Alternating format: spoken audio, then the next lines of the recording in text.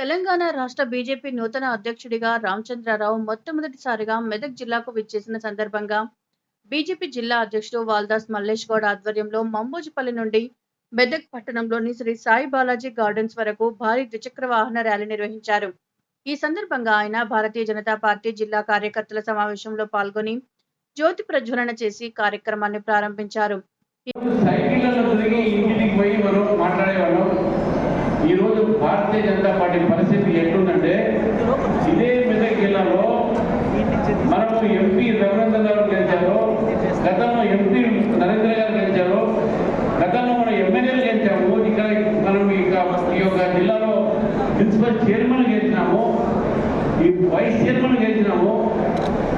ఇన్ని రకాలైనటువంటి ఒక గెలుపు భారతీయ జనతా పార్టీ మెదక్ జిల్లా ఉమ్మడిలో చూసినటువంటి విషయాన్ని మనం గుర్తుపెట్టుకోవాలి.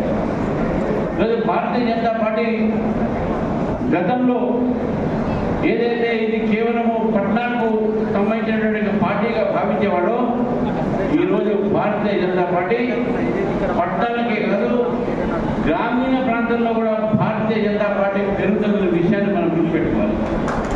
మొన్న జరిగినటువంటి మన సభ్యత్వ కార్యక్రమంలో తెలంగాణలో 40 లక్షల సభ్యత్వం భారతీయ జనతా పార్టీకి గురించింది.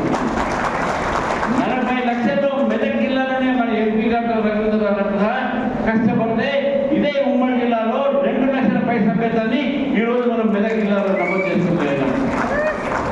కాబట్టి భారతీయ జనతా పార్టీ పెరుగుతారన్న విషయాన్ని మనం గుర్తుపెట్టుకోవాలి. ఈరోజు భారతీయ జనతా పార్టీ కేంద్రంలో వచ్చిన తర్వాతనే దేశవ్యాప్తంగా కూడా మన అభివృద్ధి మనం చూస్తా ఉన్నాం.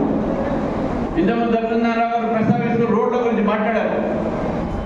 నిజంగా ఈ ప్రభుత్వానికి చిత్తశుద్ధి ఉంటే, గత ప్రభుత్వంలో ఉన్నటువంటి నాయకులు కూడా చిత్తశుద్ధి ఉంటే, తెలంగాణకు భారతీయ జనతా పార్టీ ప్రభుత్వం కేంద్రం నుంచి ఇప్పటిదాకా 12 లక్షల కోట్ల రూపాయలు ఇచ్చినాము ఈ యొక్క తెలంగాణ ప్రాంతానికి. కానీ